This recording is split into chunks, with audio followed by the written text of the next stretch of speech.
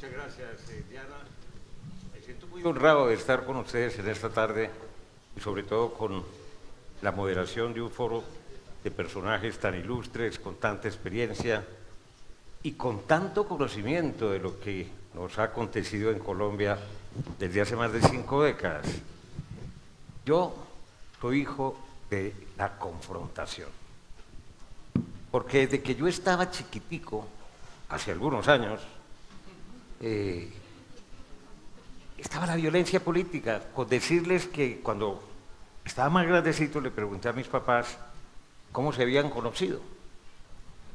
Y me dijo mi mamá: mi hijo, para que usted se dé cuenta cuál era el odio de liberales y conservadores en esa época nuestra, de un pueblo de Arhual, en el norte de Medellín, su papá entró a mi casa, autorizado por mis padres el día del matrimonio, porque mi papá era godo, conservador pero azul total, y mi madre era profundamente liberal.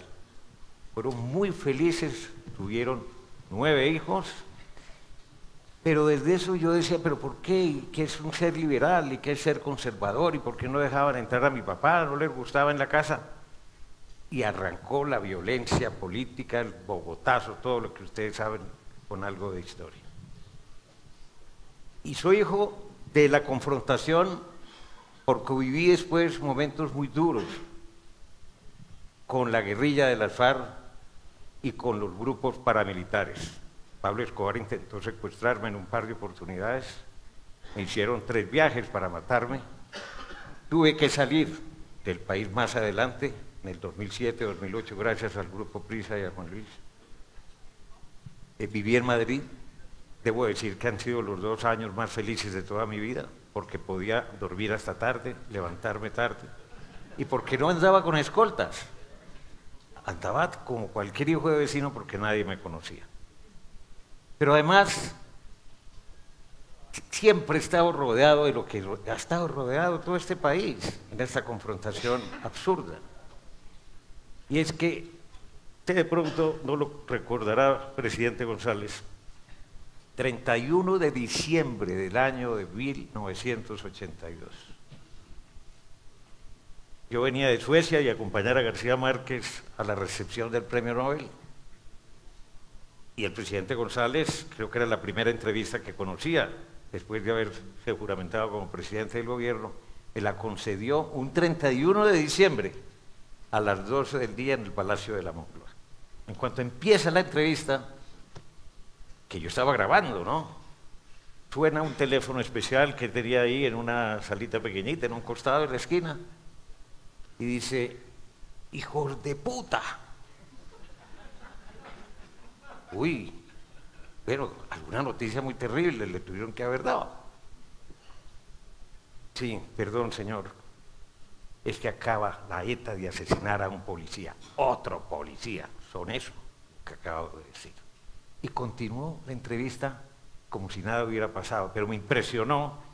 Yo digo: bueno, pero es que por donde voy matan gente, asesinan policías, ponen bombas, secuestran, ya esto y lo demás. Allá con el expresidente Belisario viví muchas experiencias extraordinarias, y cuando el presidente González brindó que España, la reunión con la gente del M-19, toma el Palacio de Justicia, en fin. Todo esto para decirles que tengo la mayor de las ilusiones, pero con absoluta convicción, con mucha reflexión, en que este proceso de paz, primero, se va a votar mayoritariamente a favor, y en segundo lugar, que va a funcionar hasta donde humanamente es razonable que funcione.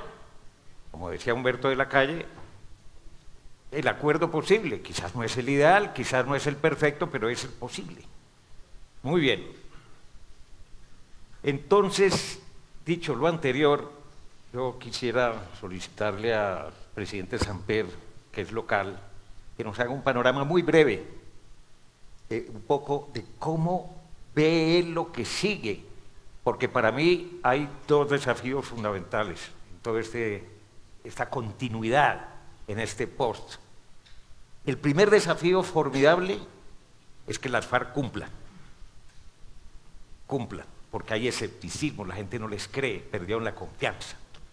Pero el segundo desafío, y ojo, digo todavía más grande y más sólido, es que el Estado cumpla, cualquiera que sea el presidente, porque el Estado colombiano siempre ha sido mentiroso, ha engañado, no ha tenido los recursos, promete algo y no es falta de buena voluntad, pero la clase política nuestra nunca ha estado a la altura de la responsabilidad histórica que le ha tocado, y no digo que la actual lo es, tampoco, basta ver cómo se comporta el Congreso y quiénes son nuestros congresistas y las costumbres políticas de la corrupción, la politiquería, etc. Entonces yo, cuando veo ese mamotreto de 297 páginas, protocolos, anexos, y uno lo lee y dice, bueno, estudiaron 4 años, trabajaron 4 años. ¿Quién lo va a ejecutar? ¿Dónde está ese gran gerente que sea capaz de llevar a la práctica ese acuerdo del fin del conflicto, que no es la paz, que se va a votar el próximo 2 de octubre? ¿Qué va a pasar aquí en Colombia, conociendo usted nuestro país, presidente? Gracias, Darío. Primero, como expresidente anfitrión, darle un cordial saludo a Felipe, a Ricardo, a Álvaro y por supuesto a nuestro decano, a Belisario, la verdad, y a Martín por la invitación de la Fundación. Muchas gracias, Martín. Hombre, es difícil hacer pronósticos. Yo creo que, como Darío también, muchos de los que estamos aquí hemos sido víctimas de la violencia. A mí particularmente me metieron 11 tiros, un grupo de paramilitares. Todavía llevo 4 adentro, por lo cual mi hermano Daniel dice que soy el político más aplomado de Colombia. Pero cuando uno se pone a pensar, esa generación en la cual hicimos política, nosotros, recuerdo con especial afecto a Luis Carlos Galán, nosotros no sabíamos por la mañana si íbamos a volver por la noche. Hacíamos política con miedo. Yo no iba a las plazas públicas, sino a los cementerios, a enterrar a los amigos. Y uno se pone a pensar, toda esta época de la violencia que hemos vivido, con un sentimiento positivo, el país seguía creciendo, porque Colombia no ha dejado de crecer prácticamente a lo largo del último medio siglo, y la democracia seguía funcionando, y las instituciones seguían siendo respetadas. Lo que uno se pone a pensar es si a pesar de tener nosotros la violencia, todo eso funcionaba, ¿cómo será sin violencia? ¿Cómo funcionará este país? ¿Cómo se proyectarán las cifras de crecimiento por encima de los niveles actuales? Hoy recordaba el presidente Santos, los costos económicos de la violencia señalan que la violencia nos cuesta alrededor del 2% del Producto Interno Bruto. Ahí está el bono por la paz, ahí está la posibilidad de financiar la paz. Entonces yo pienso que si nosotros nos quitan de encima la coyunda de la violencia, por lo menos nos van a quedar 2 cosas importantes, y las menciono brevemente para no ocupar el espacio como anfitrión. La primera, en términos internacionales, va a ser la desnarcotización de nuestra agenda internacional. A los que hemos sido presidentes de este país, todos hemos buscado la paz, que no vengan a decir los que están en contra que ellos no la buscaron. Otra cosa es que no hubieran podido conseguirla, pero uno no debe ser tan egoísta de que porque un sucesor sí la consigue, de ponerle palos en la rueda. Por eso una de las preguntas que yo no sé contestar en esta responsabilidad internacional que estoy es cuando me preguntan, ¿cómo así que 12 presidentes están en contra de la paz? Eso es algo que no se puede explicar sino en Colombia. Pero yo creo que de alguna manera tenemos que superar esto y entender que la violencia nos va a colocar en un nuevo país y nos va a permitir superar esta agenda en que a uno no le hablan sino de narcotráfico y de coger narcotraficantes, de los cultivos ilícitos. Sé que hay un capítulo que además a mi gusto no es el más perfecto en los acuerdos sobre drogas, pero el país va a poder respirar y le van a poder hablar de otros temas. Vamos a poder decir que tenemos 2 océanos, que tenemos el Amazonas, que tenemos la biodiversidad, que tenemos posibilidades de inversión en las zonas que estaban reservadas antes a los violentos. Creo que ese es un primer hallazgo. Y el segundo, que es una cuña ya de carácter más político, es que yo creo que este proceso va a permitir que se reconfiguren políticamente las fuerzas. Aquí va a haber unas fuerzas de centro izquierda y unas fuerzas de centro derecha. A lo mejor lo que estamos conociendo con el no al plebiscito es que se está ya reconfigurando esas fuerzas, pero no me cabe ninguna duda de que si a los sectores progresistas de este país le quitan ese enredo de la combinación de formas de lucha, que tenían que estar defendiendo la lucha armada cuando estaban tratando de hacer elecciones y que costó la vida de la Unión Patriótica, aquí va a florecer una nueva forma de ser política.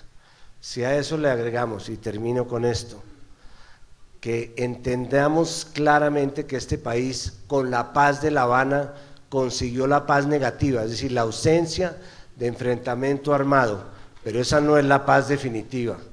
La paz definitiva la vamos a demorarnos 2 o 3 generaciones. Tenemos que recuperar 3 tejidos. El tejido social, que son 7 millones de víctimas. Y eso lo repito, eso que dijo el presidente hoy es, a mi juicio, contundente. Este proceso es distinto de los anteriores, porque en los procesos anteriores lo importante eran los victimarios, y aquí el proceso comenzó por las víctimas. Creo que eso le da una gran fortaleza ética. Segundo, el tejido económico. Tenemos 15 años de atraso en infraestructura, un déficit de infraestructura, como mencionabas hoy, de cerca, serían de 150.000 millones de dólares en los próximos 5 años, para estar un poco a tono, Ricardo, con el promedio de infraestructura, y tenemos, a mi juicio, reconstruir el tejido más importante, que es el tejido institucional.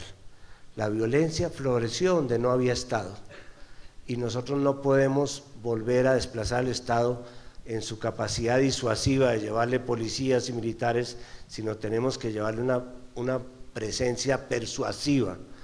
Hay que llegar con escuelas, hay que llegar con vías secundarias, hay que llegar con factores que de alguna manera atraigan a la población. Entonces yo sí, como le decía un periodista, sueño con una Colombia distinta a partir del plebiscito, pero es una Colombia que tenemos que construir, que no está construida, como decía Darío, y ese es el principal interrogante que tenemos entre manos. Y esa construcción tiene que depender de todos los sectores de la sociedad colombiana, no solamente del ejecutivo, del legislativo. En ese orden de ideas, y cuando uno se remonta a la Guerra Civil Española, Gironella hablaba en un libro del 1.000.000 de muertos de la Guerra Civil Española. País que quedó destruido y que lo agarra el coletazo del final de la Segunda Guerra Mundial, que quemaron curas, monjas, iglesias, conventos. Bueno, se mataron unos a otros. Si ha sido capaz de superar el fenómeno de la ETA, mal que bien, bien que mal, fenómeno que está completamente reducido y controlado, y por el que usted luchó tanto, presidente González, para que hubiera una dejación de armas, suspendieran los atentados terroristas, etcétera. Si lograron superar en España, o en Guatemala, o en Chile después de Pinochet, conflictos internos de odios y de lucha de intereses tan agudos, ¿no será capaz, presidente González, usted que ha venido tantas veces a Colombia, que tiene tan buenos amigos en nuestro país, de hacer lo que sea necesario para que ya finalmente la aplicación de esos acuerdos salga bien?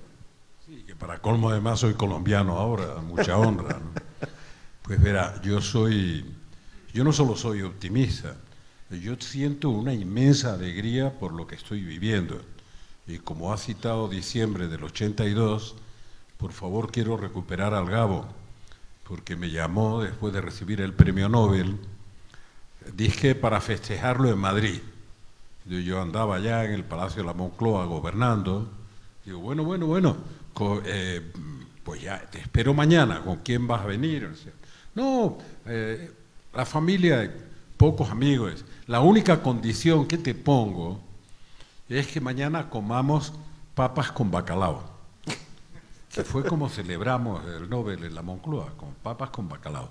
Debo decir que las papas con bacalao en España son en amarillo, por tanto seguía el festejo de... ¿Pero por qué me acuerdo del Gabo? Pues, ¿se imaginan lo que el Gabo estaría disfrutando hoy aquí? Esa aspiración de toda su vida, de toda su vida. Recuerdo que ya con el presidente Betancourt, el Gabo tenía un ciclo que era permanente y que no dependía del color de la presidencia, con todos los presidentes. Tenía un arranque presidencial de absoluto entusiasmo diciendo, esta vez es la buena, esta vez conseguimos la paz. Bueno, después, es muy colombiano, a partir de la mitad del ciclo presidencial empieza la toma de posiciones para la siguiente elección presidencial y se achica el espacio para conseguir acuerdos, porque todo el mundo le pone pegas a la borrachera, sea la que sea. Por lo tanto, se hace más complejo. Pero el Gabo tenía siempre la esperanza de que en el siguiente, fuera quien fuera, ahora sí, ahora de verdad lo vamos a conseguir. Por eso hoy me gustaría que estuviera aquí con nosotros, porque seguro que encontraría la frase y el relato para que los colombianos, porque esa no es la paz de Santos, es la paz de los colombianos, comprendieran la importancia del momento que estamos viviendo. Entonces, yo no quiero hacer de mi entusiasmo o de mi alegría un ditirambo, porque tengo muchos años para comprender que gobernar la guerra es más fácil que gobernar la paz. Es más cruel, tiene más coste en vidas humanas, que son invaluables desde el punto de vista económico, pero es más fácil. Gana la guerra quien más mata y con mayor eficacia. Construir la paz es integrar, ampliar la democracia en el sentido profundo del término, crear ciudadanía en las zonas del país donde nunca ha habido ciudadanía, ha habido sometimiento a unos o a otros, en una guerra de 50 y pico años. Por lo tanto, yo comprendo la dificultad. Y decía que no quería hacer ditirambo, porque ahora me llamaba la atención al salir, decir, ¿usted cree que se puede comparar esto con la caída del muro de Berlín? ¿Por qué me acordaba de la caída del muro de Berlín? Bueno, no lo comparo yo. Esta mañana oí a Juan Luis Cebrián con una infidencia, pero una infidencia autorizada de alerta del Papa Francisco diciendo, bueno, la paz en Colombia es un acontecimiento para Colombia, para América Latina y para el mundo, para un mundo lleno de conflictos de todo tipo, desde luego de conflictos violentos, pero en los que la propia convivencia, incluso en las áreas democráticas, está tan perturbada que ha desaparecido el espíritu de diálogo, de creación de consenso y de entendimiento. Por tanto, lo que ocurre en Colombia hoy, lo que ocurra en el futuro debería ir mucho mejor que lo que ocurrió en el pasado, es una noticia para Colombia, para América Latina y para el mundo. Un mundo que no tiene buenas noticias, ni siquiera en el barrio en el que estamos. Hombre, que tenga una buena noticia, bueno, nos debe llenar el corazón de alegría. ¿Por qué lo comparaba con el muro de Berlín? Verán, cuando la caída del muro de Berlín hubo cito a cuatro, porque eran los más notables, 4 dirigentes. Uno era Helmut Kohl, hablo porque aquí hay unos cuantos expresidentes, ¿no? De este país. Uno era Helmut Kohl, otro era Genscher, que los dos estaban en el gobierno, uno conservador, otro liberal, y 2 dirigentes socialdemócratas, Willy Brandt y Helmut Schmidt, que en el momento en que se cae el muro, tienen una visión política de futuro que solo es posible cuando se tiene muy cargada la mochila de la historia. Cuando se ha vivido, se ve con más claridad el futuro, con la inmensa oportunidad que suponía la caída del muro para la nueva Alemania unificada. Y estos dirigentes montaron ese caballo que iba al galope y sin jinete de la caída del muro para conducirlo. Y todas las críticas vinieron de los líderes políticos de esas mismas formaciones políticas que no habían vivido la tragedia de la división de Alemania ni de la guerra. Es curioso, ¿eh? Y todos centraron su debate sobre la decisión de una sola Alemania, un solo marco, que tenía un gran coste económico, en el coste que supondría para la República Federal la absorción de Alemania del Este en esas condiciones, salvo los visionarios. ¿Qué quiero decir? Porque yo, de nuevo, me ha entusiasmado el debate a lo largo del día, incluso el debate respecto de aspectos como la competitividad o como la fiscalidad. Me ha entusiasmado todo el debate. Por tanto, de todo me gustaría opinar. La desgracia que tenemos, por eso no somos coordinables parte de los que estamos en esta mesa. Pero vuelvo a la política. ¿Qué estamos enfrentando? Y es lógico. Estamos enfrentando una visión de la política con mayúscula que se juega el futuro de Colombia y una visión de la política normal, la de cada día, que se juega quién va a ser presidente dentro de un año y medio. Gracias, presidente. Las dos son políticas, las dos son políticas. La una con M grande. No, las dos son políticas, las dos. Y las dos son legítimas. Pero Colombia vive un momento de política grande, de política para los jóvenes y para las generaciones siguientes. Y la pregunta es, ¿apuesta usted por esa Colombia? ¿O sigue discutiendo si el acuerdo debería haber sido perfecto? Lo perfecto son las derrotas y la paz de los cementerios. No hay ningún acuerdo perfecto. Los acuerdos son posibles o imposibles. Y este acuerdo va a llevar a una Colombia cuya democracia será más incluyente, porque por fin va a poder hacer lo que hace tanto tiempo tenía que haber podido hacer, que es llevar el desarrollo humano y el progreso a todos los rincones del país donde no podía llegar la política con mayúscula. Perdón. Muchas gracias, presidente.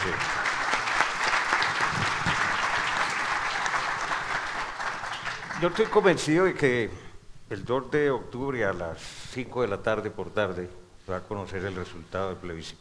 No me cabe la menor duda, por las encuestas, por el conocimiento que uno tiene del país a lo largo de todos estos años, que eso será un resultado 70 contra el 30, 75 contra el 25 a favor, pero ese día hay que superar la discusión pequeña, había que darla, y está bien que se siga dando durante un tiempo, de la justicia transicional. Si la cárcel, es que no van a ir a la cárcel de rejas, con el uniforme de rayas, como decía el presidente Santos esta mañana. Hay que pensar que este país tiene 200.000 muertos en esta confrontación, 7 millones de desplazados, que lo dijo el presidente también.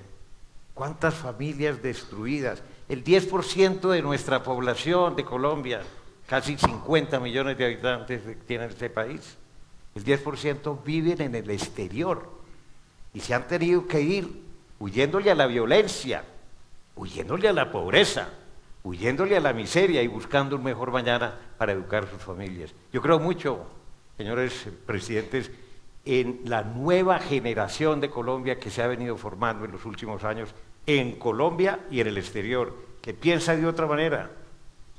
Mis hijas vivieron muchas situaciones, mis hijos, difíciles, complicadas, de tener que salir corriendo cada rato, y no quieren saber nada del pasado. Es como si quisieran, no me cuenten, que viene esa serie de Pablo Escobar, no quiero saber nada de esa violencia, ni de las FARC, no.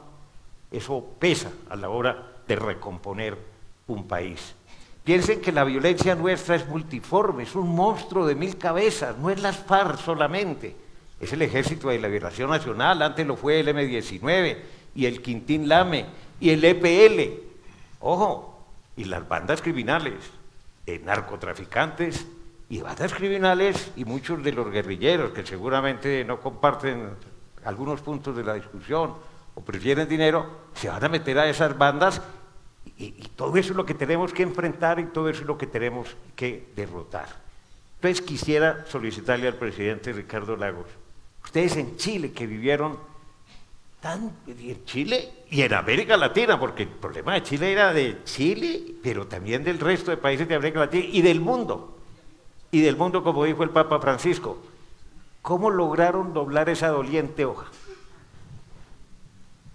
Gracias, y gracias por la invitación a participar acá con ustedes. La ventaja, a lo mejor, los que miramos desde el sur a Colombia, es que podemos ver el trazo grueso.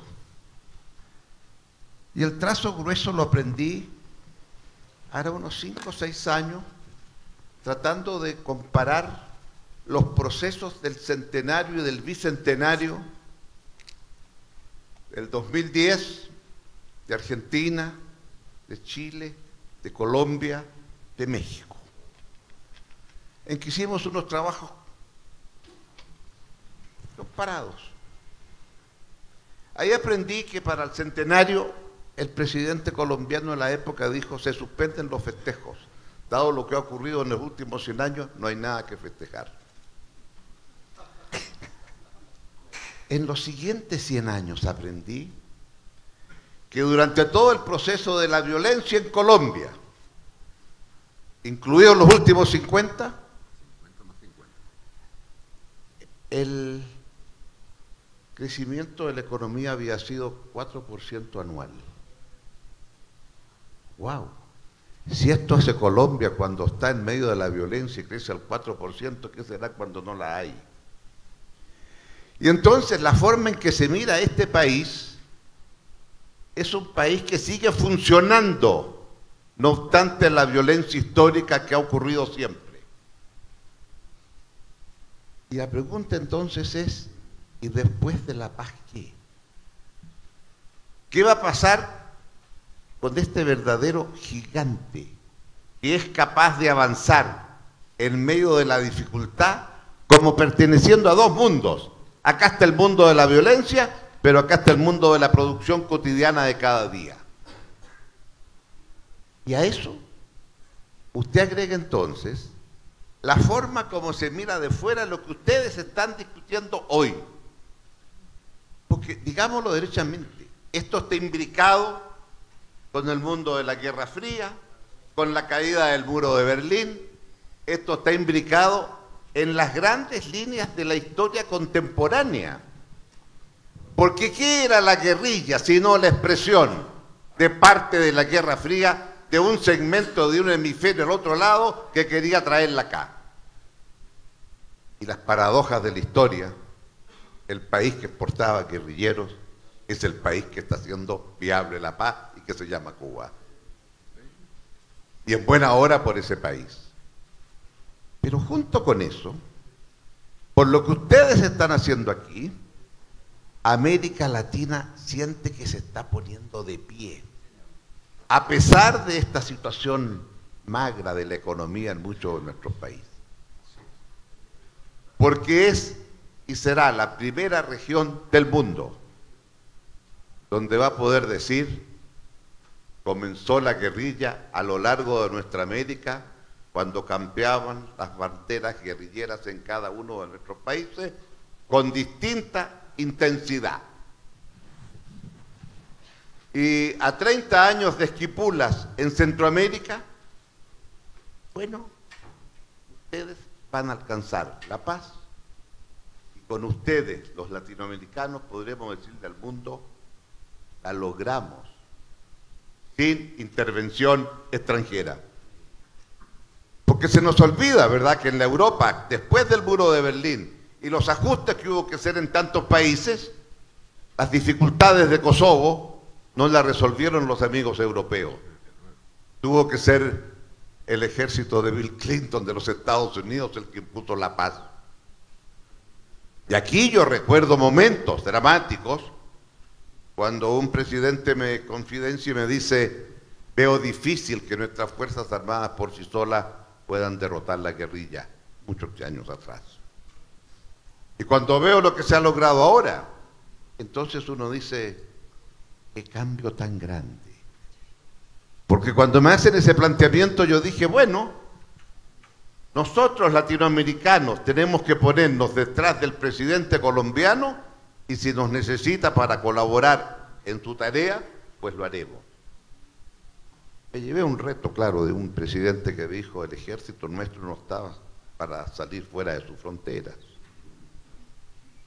Y yo lo miré al presidente y le dije: salvo cuando Bolívar decidió independizar América y partió de Caracas, llegó a Bogotá, siguió por Guayaquil y Quito y terminó en Lima, claro. Y ahí se produjo. Pero dicho esto, ¿Qué me parece importante? Primero, que este logro de ustedes va a plantar a América Latina como un continente libre de la guerrilla. En este mundo que, como muy bien dice Felipe, no tiene buenas noticias en el resto de los continentes. Segundo, fueron capaces de lograr este evento inédito, aquí se ha dicho en la mañana y ahora, a partir de las víctimas, más que de los victimarios. Y ese es un hecho inédito. Tercero, fueron capaces de distinguir que una cosa es conocer la verdad de lo que ocurrió y otra distinta, hacer justicia. Y la verdad de lo que ocurrió se supo por las víctimas de lado y lado que hablaron a lo largo de Colombia y fuera de Colombia y en presencia de los negociadores, que fue el elemento de emoción que quebró la necesidad de poder alcanzar un punto de encuentro. Porque esa es la verdad. Cuando usted escucha a las víctimas de uno y otro lado, en último término, ¿quiénes estaban en la mesa de negociación? Si no eran, no digo los victimarios, pero por lo menos los representantes de tantas cosas que ocurrieron. Entonces, cuando ese país es capaz de dar ese avance y ese salto, es cierto, cada presidente quería hacer la paz. Es cierto, lo que Darío nos recuerda es así, ¿verdad? Pero todo presidente construye a partir de los hombros del anterior. Y por lo tanto, lo único que uno diría es, si la paz es posible también, es por lo que en su momento hizo Álvaro Uribe, y por eso que me habría gustado verlo en otra posición. Y por eso entonces que digo que el presidente Santos tomó esto con una fuerza, un empuje y un liderazgo. Es cierto, la paz la logran los colombianos, pero que hubo un colombiano que se atrevió a enfrentar las dificultades, primero de conocer la verdad y luego de cómo avanzar en una justicia transicional en la forma como lo explicó esta mañana, que también es un hecho nuevo. Él comenzó hablándome de un otro plebiscito. Claro, en ese otro plebiscito estaba por el no a la dictadura, el no a la continuidad de Pinochet, etcétera, ¿verdad? Pero efectivamente después de eso, ¿cómo restablece usted una suerte de nuevo tejido nacional en donde tiene que atreverse en un momento a afrontar la verdad? Y después de 10 años de ese triunfo del no, me tocó en un momento, porque sentí que era la exigencia por parte de los torturados políticamente y los que habían sufrido presión, una comisión de verdad y reconciliación, en donde lo que se planteó fue: vamos a conocer la verdad. Una comisión presidencial puede establecer los mecanismos para la verdad. Lo que no puede una comisión presidencial es hacer justicia, porque eso corresponde a los tribunales. Y ese dilema ustedes lo han resuelto y lo han resuelto muy bien. Y entonces, claro, cuando uno tiene que informar al país la verdad, es difícil. Es difícil preguntarse dónde estaban aquellos que aprendieron a torturar. ¿Dónde estaban aquellos entre nosotros que no los descubrimos antes? No sabíamos que existían entre nosotros, pero allí estaban. ¿Y cómo entonces reaccionamos ahora a futuro? Creo que el ejemplo que ustedes están dando es un ejemplo muy fundamental para el rol que va a jugar Colombia a futuro. Porque va a poder decir: entregué la paz a los colombianos. Terminó la guerrilla en buena hora. Pero también van a poder decir: fuimos capaces de retomar un camino de crecimiento, de profundización democrática. Hizo un planteamiento al comienzo complejo. ¿Cómo garantizamos la continuidad del logro? ¿Cómo garantizamos que los representantes de la FARC y los futuros gobiernos, los compromisos se cumplan. Creo que el peso de la historia va a ser tan grande sobre ambos como para no poder desconocer también el llamado que la historia del momento de hoy le va a hacer a aquellos responsables del momento de mañana. Gracias. Y eso creo que es lo esencial de lo que ustedes han logrado. A mí me parece muy Gracias. bonito y realmente muy interesante.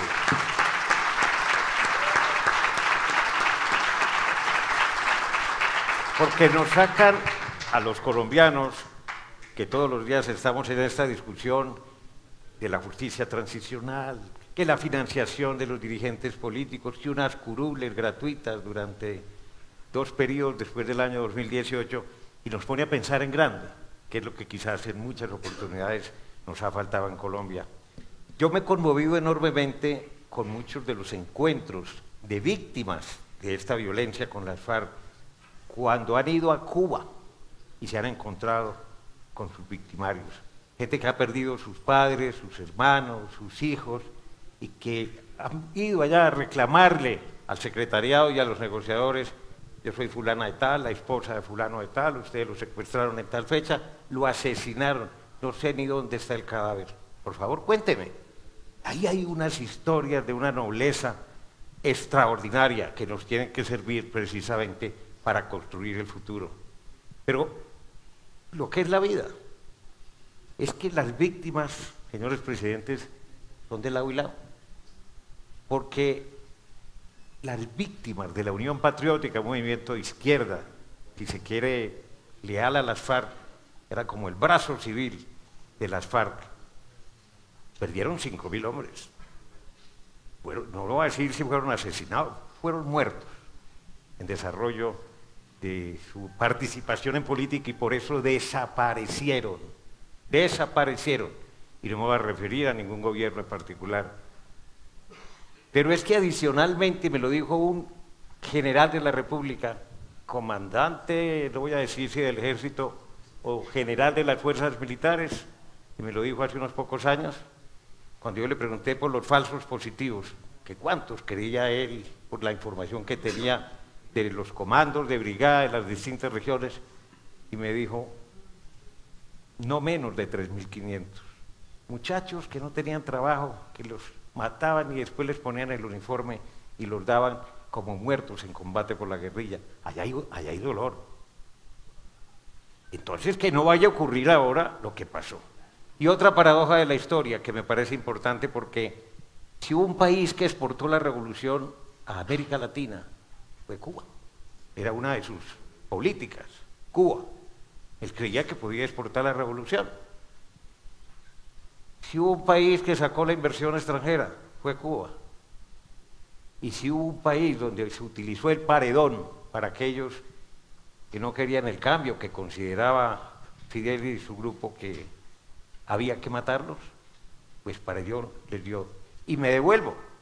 El 30 de diciembre, cuando se conmemoraban los 30 años de la Revolución Cubana, estaba yo en la casa de protocolo de García Márquez, en La Habana, y llegó Fidel Castro. Y tuvimos una larga conversación, éramos 5 o 6 personas. Y Gabo le preguntó, oye, ¿tú de qué te arrepientes en la revolución? Dijo, primero, de haber pensado que la revolución se exporta. Es un error, me equivoqué. Lo segundo, de haber sacado la inversión extranjera, nos liquidó. Y con realmente el bloqueo de los Estados Unidos, pues se hizo más angustiosa nuestra situación. Y la tercera, realmente es habernos aislado del mundo y habernos quedado como una isla. Qué curioso que en las negociaciones, después de todo lo que estos señores hicieron contra la población civil de muchos de nuestros países, particularmente Colombia, el Che Guevara estuvo aquí varios meses en las montañas del departamento del Tolima, nadie se enteró, aquí se entrenó para después iniciar su aventura en Bolivia. Bueno, ¿para dónde voy yo? Que Guatemala es otro ejemplo, presidente Arzú. Allá se hizo un plebiscito, 4 preguntas de 4 grandes temas, y perdieron las 4. Y sin embargo, mal que bien, lograron el desarme, la reinserción, paulatinamente esos señores se fueron muriendo. ¿Y qué pasaría si en Colombia ganara el nuevo presidente y de acuerdo con la experiencia de su país? En primer lugar, quiero decir que me siento en desventaja. En primer lugar, nunca he sido amenazado, nunca he tenido que huir, nunca me han tirado tiros, nací en cuna de oro. Lo único es que mi madre me dijo: Álvaro, no te preocupes, nadie es perfecto, tú sos político. Y entonces, escuchando a personas que, como digo, son de otra liga, yo soy ligas menores, no por edad, pero sí estoy en otra liga, fui tachando todo lo que quería decir, porque ya lo dijeron ellos, y no quiero poner a prueba la paciencia de los amigos acá. Pero, ¿qué fue de la paz de Guatemala? Es lo único que yo puedo contar como una experiencia, y una experiencia en la que yo soy la última tablita de la marimba, realmente así es. Es decir, mucha gente antes que yo se esforzó, se sacrificó muchísimo, murió algunos, y bueno, pues la paz en Guatemala fue un milagro. Ustedes dirán, nosotros somos pragmáticos, aquí estamos hablando de números. Yo vi a una señora que hablaba de números, de cifras, decía yo, pero ¿cómo consiguió semejantes informaciones? ¿Dónde sacó cifras? La paz no son cifras. Y entonces dice uno, ¿cómo fue la paz de Guatemala?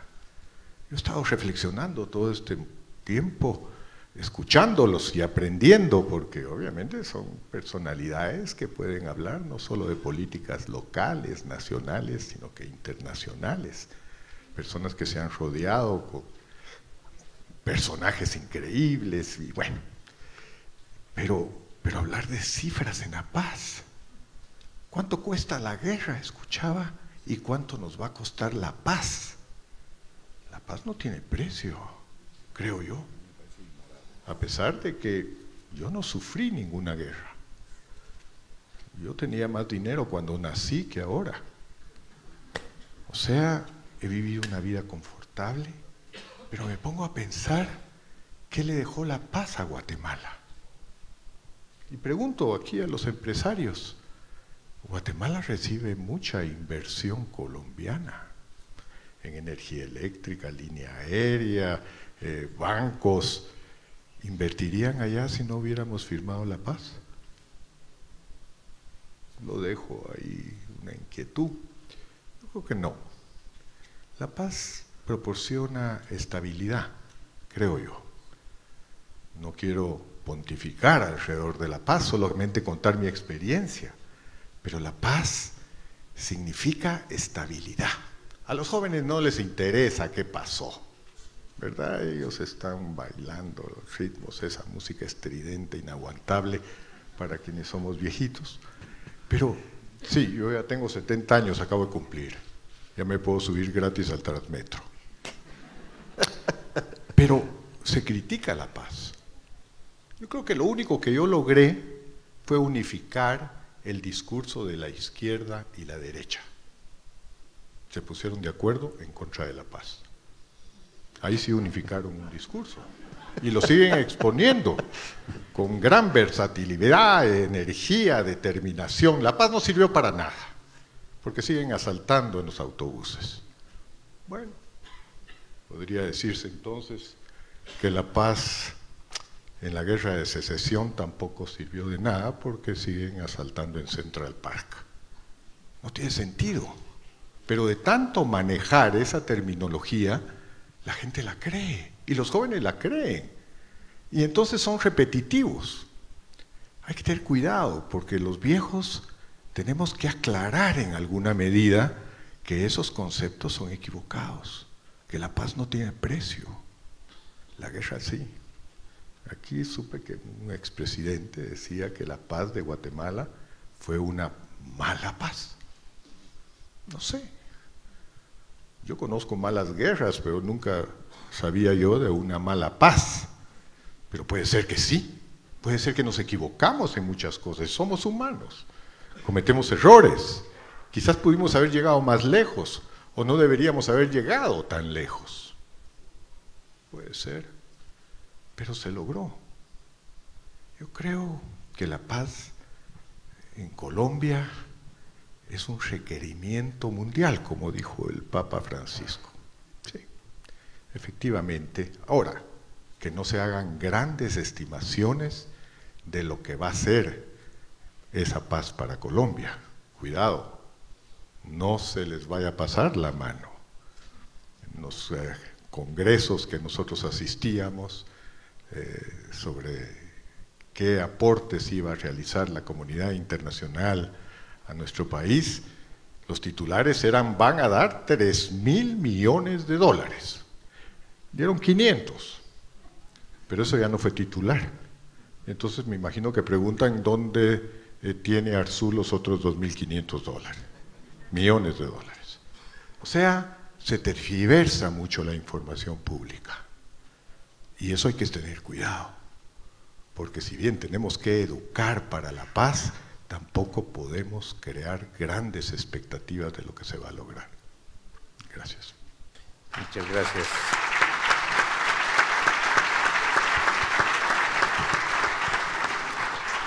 No sé si la metodología lo permite, si alguna persona del auditorio quisiera formularle a nuestros presidentes invitados alguna inquietud. Vale. Adelante.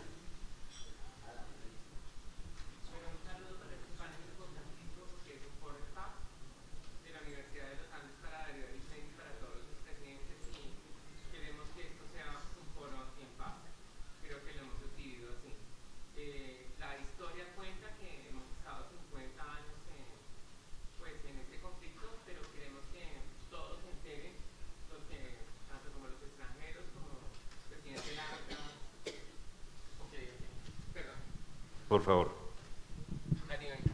Muchas gracias. Presidente.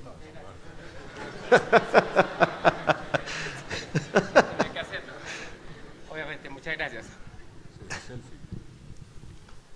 Este es un foro muy importante. Devuélvame el micrófono. Claro que sí. Okay.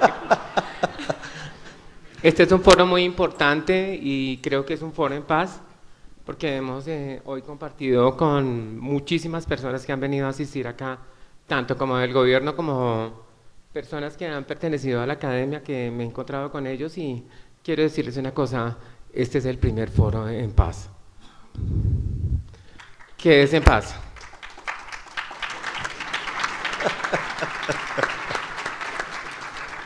¿Qué es en paz? Es la transmisión de esos datos que nosotros hemos vivido alrededor de Darío, porque soy muy de radio. Desde que estaban chiquitos. Claro que sí.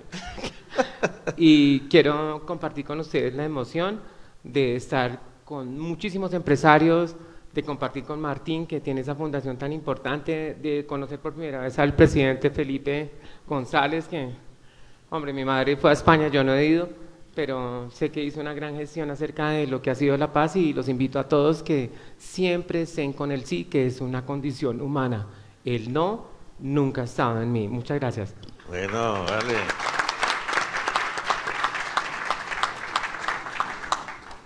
Bueno, muy amable por su atención. Los invito a que continuemos con el plan previsto en las horas de la tarde, doña Diana. Muchas gracias.